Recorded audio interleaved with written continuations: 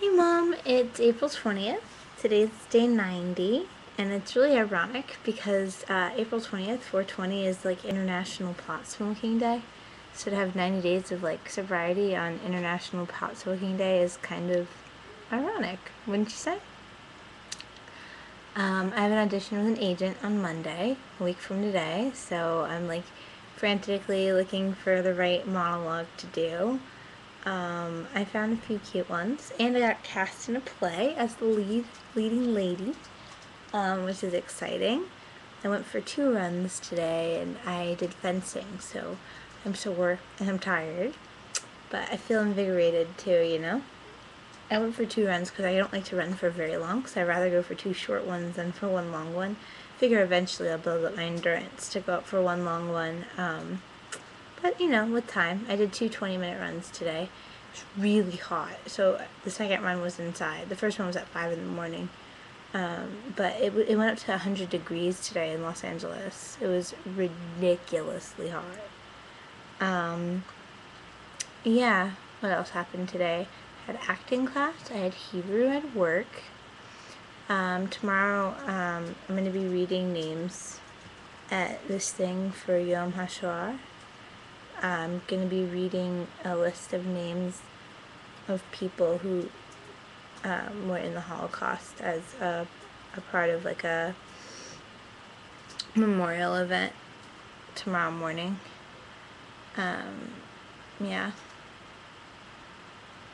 And I'm really excited about the new segue.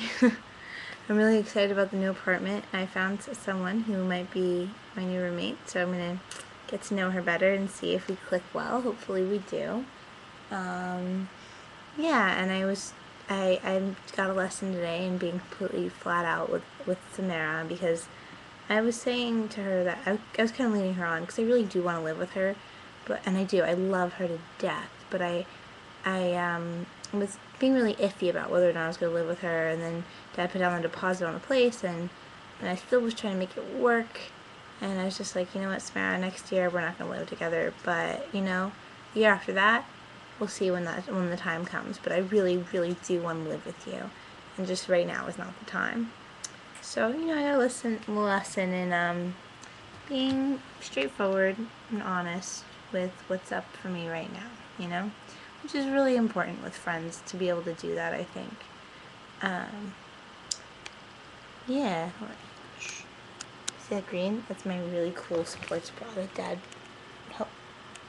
Dad bought for me. Isn't that cool? Ooh, sports bra. Very excited about it. I'm dorky like that, what can I say? What else is up? Well, I love you bunches and bunches and bunches. Yeah, I'm really stoked about this apartment, and Relay was so great. It was great to have Samara there. She came and supported me, and Linda and my sorority. It was so awesome.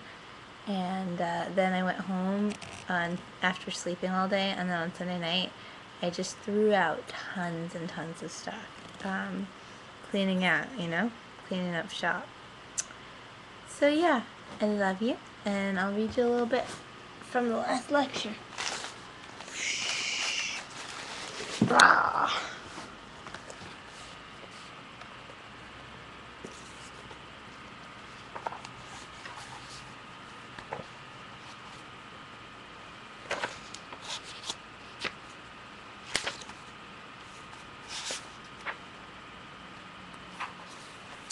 Get people's attention.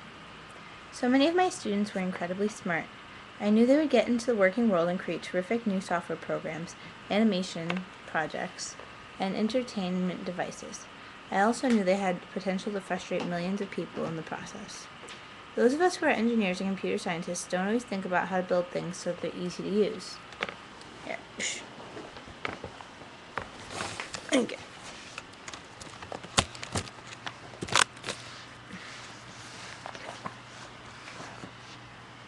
There we go.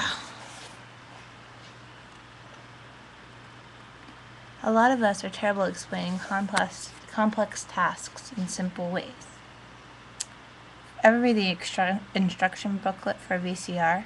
Then you live the frustration I'm talking about. That's why I wanted to impress upon my students the importance of thinking about the end uses of their creations. How could I make clear to them how important it was not to create technology that is frustrating? I came up with a surefire attention getter. When I taught a user interface class at the University of Virginia, I'd bring in a working VCR on the first day. I'd put it on a desk in front of my room. In the room, I'd pull out a sledgehammer and I would destroy the VCR. Then I would say, when we make something hard to use, people get upset. They become so angry that they will want to destroy it. We don't want to create things that people will want to destroy. The students would look at me, and I could tell they were shocked, bewildered, and slightly amused. It was exciting for them. They were thinking, I don't know who this guy is, but I'm definitely coming to class tomorrow to check out his next stunt. I sure got their attention. That's always the first step to solving an ignored problem. When I left the University of Virginia for Carnegie Mellon, my friend and fellow professor Gabe Robbins gave me a sledgehammer with a plaque attached. It read, "So many VCRs, so little time." All of the students at my days at UVA are in the workforce now. As they go about creating new technologies, I hope that once in a while I come into their minds swinging the sledgehammer, reminding them of the frustrated masses yearning for simplicity. Chapter 41, Thank You Notes. Showing gratitude is one of the simplest yet most powerful things humans can do for each other. And despite my love of efficiency, I think that thank you notes are best done the old-fashioned way, with pen and a paper.